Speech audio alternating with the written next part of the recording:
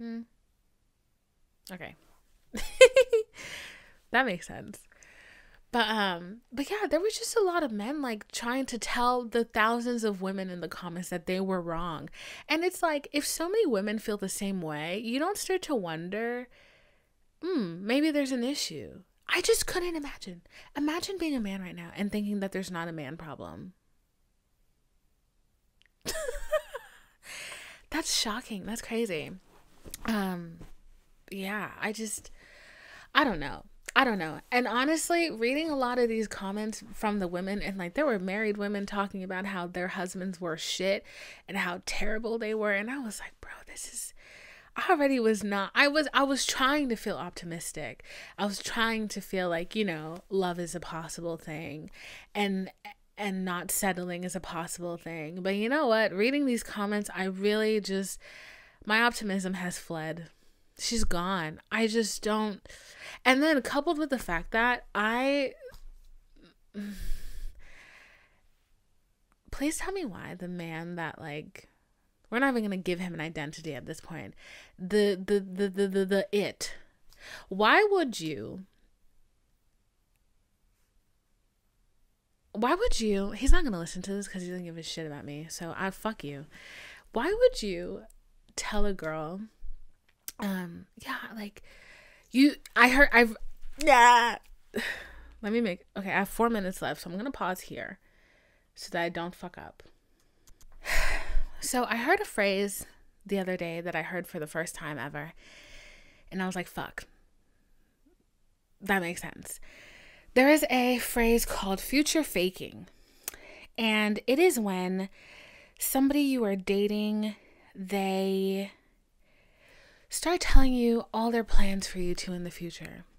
Or somebody you're talking to, somebody that like you're not in that comfortable place of a relationship with. Like, you know what I'm saying? Like there comes a point where like somebody you're dating feels like a friend. You're not there yet at this point. But they're telling you all the things they want to do with you in the future. All the places they want to go with you, all the places they want to take you, all the experiences they want to have with you. And essentially it's a form of love bombing. And I don't know why they're saying it. I don't understand why they're saying it, but they don't mean it.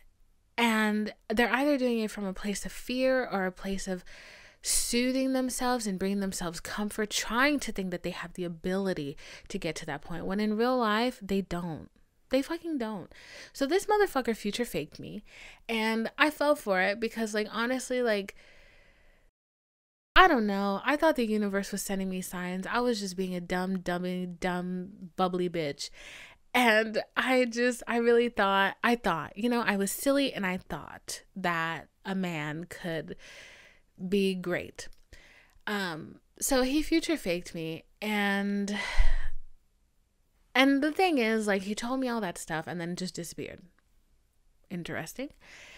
So, I was like, all right, well, I'm not gonna reach out, because I'm just not. Why would I? But then I was like thinking about it, and I was like, you know what? Fuck it. If you're my person, it shouldn't matter if I reach out or if you reach out. So I texted him. Please tell me why this motherfucker left me undelivered. Watched my story. And then just never answered. And I'm like, you're done.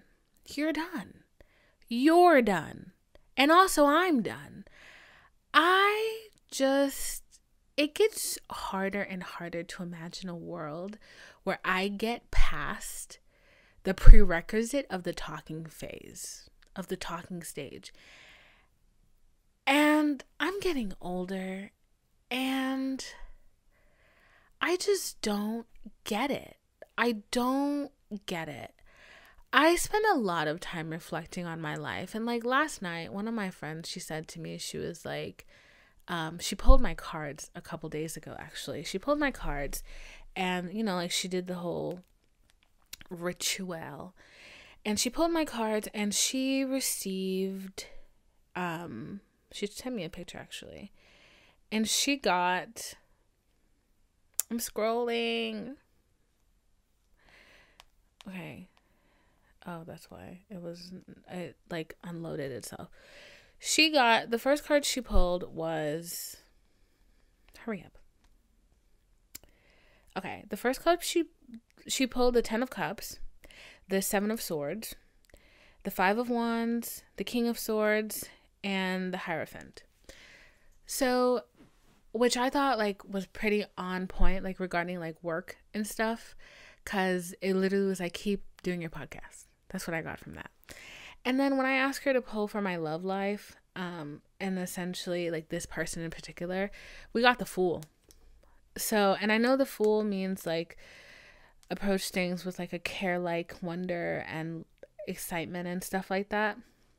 And I know that. So I hope for the best. And I was like, I'm going to text him. And then I text him, and then, you know, all that happened. And I was just like, all right, I'm not doing that anymore.